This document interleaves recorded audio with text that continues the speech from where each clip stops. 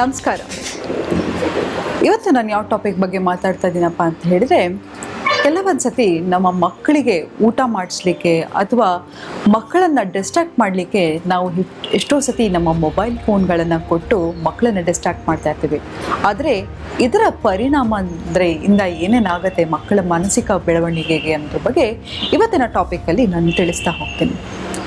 ನೋಡಿ, ಈ ಕೋವಿಡ್ ಆದಮೇಲೆ ಒಂದು ಡಿಜಿಟಲ್ ರೆವಲ್ಯೂಷನ್ನೇ ಆಯಿತು. ಹೌದು, ಪ್ರತಿಯೊಂದು ಮಕ್ಕಳಿಗೆ ಪಾಠವನ್ನು ಕಲಿಸ್ಲಿಕ್ಕೆ ಮೊಬೈಲ್ ಫೋನಿಂದ ಅಥವಾ ಟ್ಯಾಬಿಂದ, ಕಂಪ್ಯೂಟರಿಂದ, ಹೀಗೆ ಹಲವಾರು ಒಂದು ಮಾರ್ಗದಲ್ಲಿ ಮಕ್ಕಳಿಗೆ ಒಂದು ಹೊಸ ಡಿಜಿಟಲ್ ರೆವಲ್ಯೂಷನ್ಗೆ ಒಂದು ಬುನಾದಿನೇ ಹಾಕಿದ್ರು.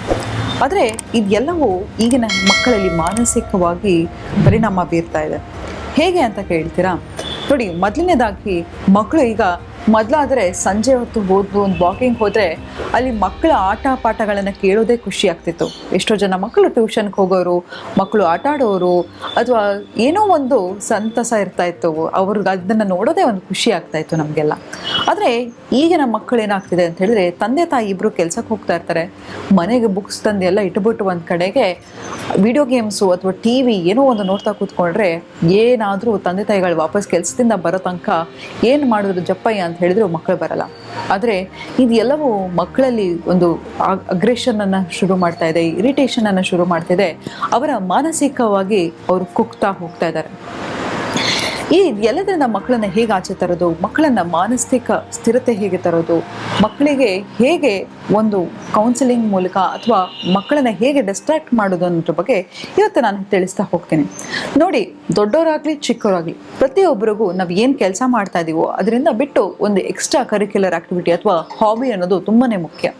ಯಾವ ಮನುಷ್ಯನಿಗೆ ಹವ್ಯಾಸ ಇರುತ್ತೆ ಅವನ ಪರ್ಸನಾಲಿಟಿನೇ ಬೇರೆ ಥರ ಇರುತ್ತೆ. ನೋಡಿ, ಅಪ್ಪ ಇವತ್ತು ಯಾವಾಗ ನನ್ನ ಕೆಲಸ ಮುಗಿಯತ್ತೋ, ನಾನು ಯಾವಾಗ ಹೋಗಿ ಒಂದು ಬ್ಯಾಡ್ಮಿಂಟನ್ ಆಡ್ತೀನೋ ಅಥವಾ ಸ್ಪೋರ್ಟ್ಸ್ ಮಾಡ್ತೀನೋ, ಜಿಮ್ ಮಾಡ್ತೀನೋ ಅಥವಾ ಹಾಡು ಹೇಳ್ತೀನೋ, ಯಾರಿಗೆ ಒಂದು ಹವ್ಯಾಸ ಇರುತ್ತೆ ಅವರಿಗೆ ಅದೊಂದು ಅಡಿಕ್ಷನ್ ಆಗ್ಬಿಟ್ಟಿರುತ್ತೆ. ಒಂದು ಹೆಲ್ತಿ ಅಡಿಕ್ಷನ್ ಅಂತಲೇ ಹೇಳ್ಬೋದು.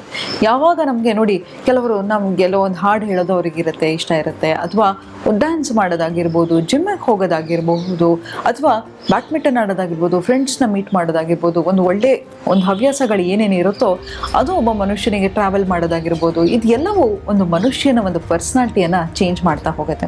ಆದರೆ ನಾವೇನು ಮಾಡ್ತೀವಿ, ನಮ್ಮ ಮಕ್ಕಳಿಗೆ ಏನು ಇಷ್ಟನೋ ಏನು ಇಷ್ಟ ಇಲ್ವೋ ಅನ್ನೋದು ಕೇಳಿದೆ ನಮ್ಮಲ್ಲಿ ನಮ್ಮ ಆಸೆ, ನಮ್ಮ ಫ್ಯಾಂಟಸಿಗಳೇನಿರುತ್ತೋ ಅದನ್ನು ನಮ್ಮ ಮಕ್ಕಳಲ್ಲಿ ನೋಡಲಿಕ್ಕೆ ಶುರು ಮಾಡ್ತೀವಿ.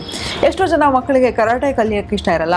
ನಾನು ಸಣ್ಣ ವಯಸ್ಸಲ್ಲಿ ಕರಾಟೆ ಕಲಿಲ್ಲ, ನೀನು ಕಲಿಯೋ, ನನ್ನ ಮಗನ ಕರಾಟೆ ಕಲಿಸ್ತೀನಿ, ನನಗಂತೂ ಹೋಗೋಕ್ಕಾಗಲಿಲ್ಲ ಅಂತ ಹೇಳಿ ನಾವು ಸೇರಿಸಿರ್ತೀವಿ. ಇಲ್ಲ, ಆ ಮಗುಗೆ ಹಾಡು ಹೇಳೋಕ್ಕೆ ಇಷ್ಟ ಇರುತ್ತೋ ಇಲ್ವೋ ಬಲವಂತವಾಗಿ ಸಂಗೀತ ಕ್ಲಾಸಿಗೆ ಸೇರಿಸಿರ್ತೀನಿ. ಯಾಕಂತ ಹೇಳಿದ್ರೆ ನನ್ನ ಫ್ರೆಂಡ್ಸ್ ಮಕ್ಕಳೆಲ್ಲ ಸಂಗೀತ ಕಲಿತಾ ಇರ್ತಾರೆ. ಇಲ್ಲ, ಹೀಗೆ ಹಲವಾರು ಏನಾದರೂ ಒಂದು ಆ ಮಕ್ಕಳ ಮೇಲೆ ಭಾರ ಹೇರ್ತಾ ಹೋಗ್ತೀವಿ ಹೊರತು ನಮಗೆ ಅದು ಇಷ್ಟನೋ ಇಲ್ವೋ ನಾವು ಅದನ್ನು ನೋಡದೆ ಮಕ್ಕಳ ಮೇಲೆ ಅದನ್ನು ಪರಿಣಾಮ ಬೀರ್ತಾ ಹೋಗುತ್ತೆ. ನೋಡಿ, ಅದನ್ನೇ ಹೇಳ್ತೀವಿ, ನಾವೇನು ಮಾಡ್ತೀವಿ, ಮಕ್ಕಳಿಗೆಲ್ಲ ಕೊಡ್ತೀವಿ, ನಾಳೆ ನಾವೇ ಹೇಳ್ತೀವಿ ನಿನಗೋಸ್ಕರ ಹೊಟ್ಟೆ ಬಿಟ್ಟೆ ಕಟ್ಟಿ ಎಲ್ಲವನ್ನೂ ನಾನು ಮಾಡಿದೆ, ಆದರೆ ಇವತ್ತು ನೋಡು ನೀನು ಹೇಳಿದ ಮಾತೇ ಕೇಳಲ್ಲ ಅಂತ. ಯಾವ ಮಕ್ಕಳು ಕೂಡ ನಮ್ಮನ್ನು ಹುಟ್ಟಿಸಿ ಅಂತ ಮೇಲ್ಗಡೆಯಿಂದ ಕೇಳ್ಕೊಂಡು ಅಯ್ಯೋ ನನ್ನ ಕಾಪಾಡಿ ಅಂತ ಕೇಳಲ್ಲ. ನಮ್ಮ ಒಂದು ಆಸೆಗೆ ಅಕ್ರಸ್ತೆಗೆ ನಾವು ಒಂದು ಮಗುವನ್ನು ತರ್ತೀವಿ, ಆದರೆ ಆ ಮಗು ತಂದ ಮೇಲೆ ಅದರ ಓವರ್ ಆಲ್ ಡೆವಲಪ್ಮೆಂಟು ನಮ್ಮ ತಂದೆ ತಾಯಿಗಳ ಜವಾಬ್ದಾರಿಯಾಗಿರುತ್ತೆ. ಹಾಗಾಗಿ ಮಕ್ಕಳನ್ನ ಯಾವುದಾದ್ರೂ ಒಂದು ಹವ್ಯಾಸಕ್ಕೆ ಕಳಿಸಿ, ಮತ್ತು ಮಕ್ಕಳಿಗೆ ಸ್ಟ್ರಿಕ್ಟಾಗಿ ಡಿಜಿಟಲ್ ಟೈಮನ್ನು ಇಡಿ. ಯಾಕಂತ ಹೇಳಿದ್ರೆ ಡಿಸಿಪ್ಲಿನ್ ಅನ್ನೋದು ತುಂಬಾ ಮುಖ್ಯ. ಈಗ ಆಲ್ರೆಡಿ ನನ್ನ ಮಗು ಅಡಿಕ್ಟ್ ಆಗಿಬಿಟ್ಟಿದೆ ಮೇಡಮ್ ಮೊಬೈಲ್ಗೆ, ಮೊಬೈಲ್ ಇಲ್ಲದೆ ಊಟನೇ ಮಾಡಲ್ಲ, ಅಥವಾ ವಿಡಿಯೋ ಗೇಮ್ಸ್ ಇಲ್ಲದೆ ಅವನು ಆಚೆನೇ ಹೋಗಲ್ಲ ಅಂತ ಹೇಳಿದ್ರೆ, ಆಚೆ ಯಾವುದೋ ಕಡೆ ಒಂದು ಫ್ರೆಂಡ್ಸನ್ನು ಮಾಡಿಸ್ತಾ ಹೋಗಿ, ಅಥವಾ ನೀವು ಅವರನ್ನು ಆಚೆ ಕರ್ಕೊಂಡು ಹೋಗೋದಾಗಿರ್ಬೋದು, ಪಾರ್ಕ್ ಕರ್ಕೊಂಡು ಹೋಗೋದಾಗಿರ್ಬೋದು. ಕೆಲವು ಸತಿ ಅನಿವಾರ್ಯತನದಿಂದ ನಾವೇ ಅವ್ರ ಜೊತೆ ಆಟ ಆಡಿದ್ರು ಅಡ್ಡಿ ಇಲ್ಲ, ನೀವು ಡಿಸ್ಟ್ರಾಕ್ಟ್ ಮಾಡಲಿಕ್ಕೆ. ಯಾಕಂತ ಹೇಳಿದ್ರೆ ನಾವೇನು ಮಾಡ್ತೀವಿ, ಹೇಗೋ ಬಲವಂತ ಮಾಡೋದು, ಕುಡಿಯೋದು, ಬಡಿಯೋದು ಮಾಡಿದ್ರೆ ಅವ್ರು ಕೇಳಲ್ಲ. ಮಕ್ಕಳು ಯಾವತ್ತೂ ಅಷ್ಟೇ ತಂದೆ ತಾಯಿ ಅಥವಾ ಫ್ರೆಂಡ್ಸ್ ಆಗಿರ್ಬೋದು ಅವರ ಆ್ಯಕ್ಷನನ್ನು ನೋಡಿ ಕಲಿತಾ ಹೋಗ್ತಾರೆ. ಹಾಗಾಗಿ ಮಕ್ಕಳಿಗೆ ನಾವು ಏನು ಮಾಡ್ತೀವೋ ಅದ್ರ ಇದಾಗತ್ತೆ.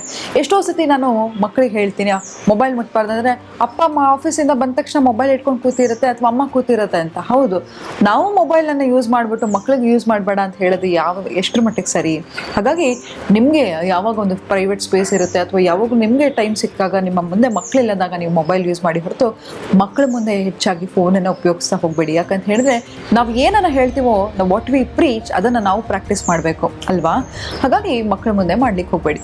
ಮತ್ತು ಊಟ ಮಾಡುವಾಗ ಮೊಬೈಲನ್ನು ಯೂಸ್ ಮಾಡ್ತಾ ಇರ್ತಾರೆ, ಇಲ್ಲ ಮೊಬೈಲ್ ಕೊಟ್ಟಿಲ್ಲ ಅಂತ ಹೇಳಿದರೆ ಊಟನೇ ಮಾಡಲ್ಲ ಅನ್ನೋ ಪರಿಸ್ಥಿತಿ. ಸಂಚಿಕೆಯಲ್ಲಿ ಮಕ್ಕಳಿಗೆ ಆ ಮಗು ಏನು ಕೇಳುತ್ತೆ ಅದರ ಒಪಿನಿಯನ್ ಕೇಳ್ಕೊಂಡು ಅದಕ್ಕೆ ಇಷ್ಟಪಡುವಂತಹ ಅಡುಗೆಯನ್ನು ಮಾಡಿ. ಅವಾಗ ಅವ್ರಿಗೊಂದು ಎಕ್ಸೈಟ್ಮೆಂಟ್ ಇರುತ್ತೆ, ಇವತ್ತು ಅಮ್ಮ ನನಗೆ ಇಷ್ಟ ಆಗಿರೋ ಅಡುಗೆ ಮಾಡಿದ್ದಾಳೆ ಅಂತ ಹೇಳಿ. ಆದರೆ ಮಗುಗೆ ಹೇಳಿ, ನೀನು ಮೊಬೈಲ್ ಬಿಟ್ಟರೆ ಮಾತ್ರ ನಾನು ಡೈಲಿ ನಿಂಗೆ ಏನು ಇಷ್ಟನೋ ಅದನ್ನು ಅಡುಗೆ ಮಾಡ್ತಾ ಹೋಗ್ತೀನಿ ಅಂತ. ಯಾವುದೇ ಒಂದು ಪ್ರಾಕ್ಟೀಸನ್ನು ನಾವು 21 ಡೇಸನ್ನು ಮಾಡಿದ್ರೆ ಅದು ನಮ್ಮ ರುಟೀನ್ ಆಗಿಬಿಡುತ್ತೆ. ಹಾಗಾಗಿ 21 ದಿನ ಇದನ್ನು ಪ್ರಾಕ್ಟೀಸ್ ಮಾಡ್ತಾ ಹೋಗಿ. ಮತ್ತು ಆ 1 ಅವರ್ ಅಂತ ಅಥವಾ ಹಾಫ್ ಆನ್ ಅವರ್ ಅಥವಾ 45 ಮಿನಿಟ್ಸ್ ಆ ಸ್ಕ್ರೀನ್ ಟೈಮ್ ಇದೆಯಲ್ಲ, ಆ ಟೈಮಲ್ಲಿ ಆ ಮಕ್ಕಳಿಗೆ ಕಂಪ್ಲೀಟ್ ಪ್ರೈವಸಿ ಕೊಟ್ಬಿಡಿ. ಅವ್ರು ಏನು ಮಾಡ್ತಾ ಇದ್ದಾರೆ ಪ್ರತಿ ಸತಿ ಮಾನಿಟರ್ ಮಾಡೋದು, ಸಾಕು ಟೈಮ್ ಆಯಿತು ಅಂತ ಹೇಳಲಿಕ್ಕೆ ಹೋಗ್ಬಿಡಿ. ಅವರಿಗೆ ಆ ಡಿಸಿಪ್ಲಿನ್ ಅಂತ ಹೇಳಿದ್ರೆ, ನೋಡೋಣ ಈಗ ನನಗೆ 6 o'clock 6:30 ತನಕ ನಿಮಗೆ ಡಿಜಿಟಲ್ ಟೈಮ್ ಕೊಡ್ತೀನಿ, 6:30 ನೀನೇ ಬಂದು ಮಗು ನನಗೆ ಕೊಡಬೇಕು ಅಂತ ಹೇಳಿ ತೊಳಿ. ಆವಾಗ ಮಗು ವಾಪಸ್ ಬಂದು 6:30ಗೆ ಫೋನ್ ಕೊಡುತ್ತೋ ಆಗ ಆ ಮಗುಗೆ ಅಪ್ರಿಷಿಯೇಟ್ ಮಾಡಿ. ಯಾವಾಗ ನಾವು ಅಪ್ರಿಷಿಯೇಟ್ ಮಾಡ್ತೀವೋ ನಾವು ಹೆಚ್ಚು ಮಾಡ್ತೀವಿ. ಈಗ ನಿಮ್ಮ ಬಾಸು ಅಬ್ಬಾ ಎಷ್ಟು ಚೆನ್ನಾಗಿ ಕೆಲಸ ಮಾಡಿದೆ ಅಂತ ಹೇಳಿದ್ರೆ ನೀವು ಇನ್ನೂ ಹೆಚ್ಚಾಗಿ ಕೆಲಸ ಮಾಡಬೇಕು ಅಂತ ಅನ್ಸುತ್ತಲ್ವಾ? ಅಥವಾ ನೀವು ಅಡುಗೆ ಮಾಡಿದ್ರೆ ನಿನ್ನ ಗಂಡ ತುಂಬ ಚೆನ್ನಾಗಿ ಅಡುಗೆ ಮಾಡಿದ್ಯಾ ಕಣೆ ಅಂತ ಹೇಳಿದರೆ ಇನ್ನೂ ನಾಳೆ ಇನ್ನೂ ಚೆನ್ನಾಗಿ ಮಾಡೋಣ ಅಂತ ನಮ್ಗೆ ಅನ್ಸುತ್ತೆ. ಹಾಗಾಗಿ ಮಕ್ಕಳು ಸಣ್ಣದು ಮಾಡಿದ್ರು ಅಪ್ರಿಷಿಯೇಟ್ ಮಾಡ್ತಾ ಹೋಗಿ. ಅವರೊಂದು ಡ್ರಾಯಿಂಗ್ ಮಾಡೋದಾಗಿರ್ಬೋದು ಅಥವಾ ಏನೋ ಒಂದು ನೋಡಿದ್ದೀರಲ್ವ, ಮಕ್ಕಳು ಎಷ್ಟು ಹಂಬಲಿಸ್ತಾ ಇರ್ತಾರೆ ನಮ್ಮ ಅಟೆನ್ಷನ್ಗೆ, ಹೋಗಿ ಜಂಪ್ ಮಾಡೋದು, ಅದನ್ನು ಹಾಕೋದು, ಇದನ್ನು ಮಾಡೋದು ಎಲ್ಲ ನಮ್ಮ ಅಟೆನ್ಷನ್ಗೋಸ್ಕರ ಮಾಡ್ತಾ ಇರ್ತಾರೆ. ಹಾಗಾಗಿ ನಾವು ಯಾವಾಗ ಅವರಿಗೆ ಹೊಗಳ್ತಾ ಹೋಗ್ತೀವೋ ಆಗ ಅವ್ರಿಗಿನ್ನೂ ನನ್ನ ಲೈಫಲ್ಲಿ ಏನಾದ್ರು ಮಾಡಬೇಕು ಅನ್ನೋದು ಬರುತ್ತೆ. ಸೊ ಇಂಥದ್ದೆಲ್ಲ ಒಂದು ಸಣ್ಣ ಚೇಂಜಸ್ ಮಾಡಿ ಮಕ್ಕಳನ್ನು ಮೊಬೈಲಿಂದ ಡಿಅಡಿಕ್ಟ್ ಮಾಡ್ಬೋದು. ಮಕ್ಕಳಿಗೆ ಆಚೆ ಪ್ರಪಂಚವನ್ನು ತೋರಿಸಿ, ಟ್ರಾವೆಲ್ ಮಾಡಿಸಿ, ಟೈಮ್ ಸಿಕ್ಕಾಗ ಯಾವುದೋ ಒಂದು ಆಶ್ರಮಕ್ಕೆ ಕರ್ಕೊಂಡು ಹೋಗಿ ಮಕ್ಕಳಿಗೆ ಸರ್ವಿಸ್ ಓರಿಯೆಂಟೆಡನ್ನು ಕಲಿಸಿ, ಅಥವಾ ಮಕ್ಕಳಿಗೆ ಬೇರೆ ಸ್ವಲ್ಪ ಕಡಿಮೆ ಲೆಸ್ ಫಾರ್ಚುನೇಟ್ ಇರ್ತಕ್ಕಂಥ ಮಕ್ಕಳಿಗೆ ಬುಕ್ಸ್ ಕೊಡೋದಾಗಿರ್ಬೋದು, ದಾನ ಮಾಡೋದಾಗಿರ್ಬೋದು, ಇದೆಲ್ಲವನ್ನು ಕಲಿಸ್ತಾ ಹೋಗಿ. ಯಾಕಂತ ಹೇಳಿದರೆ ನಾವು ಒಂದು ಉತ್ತಮ ಸಮಾಜವನ್ನು ಕಟ್ಟಬೇಕು ಅಂತ ಹೇಳಿದರೆ ನಾವು ಒಬ್ಬರೇ ಎಲ್ಲ, ನಮ್ಮ ಇತರ ಸಮಾಜವನ್ನು ಚೇಂಜ್ ಮಾಡಬೇಕು ಅಂತ ಹೇಳಿದರೆ ಮೊದಲು ನಾವು ಬದಲಾಗಬೇಕು, ನಮ್ಮ ಸಮಾಜನ ನಂತರ ಖಂಡಿತವಾಗ್ಲೂ ಬದಲಾಗತ್ತೆ ಅಂತ ಹೇಳ್ತಾ ಇವತ್ತಿನ ಸಂಚಿಕೆಯನ್ನು ನಾನು ಮುಕ್ತಾಯಗೊಳಿಸ್ತಿದ್ದೀನಿ. ಧನ್ಯವಾದಗಳು.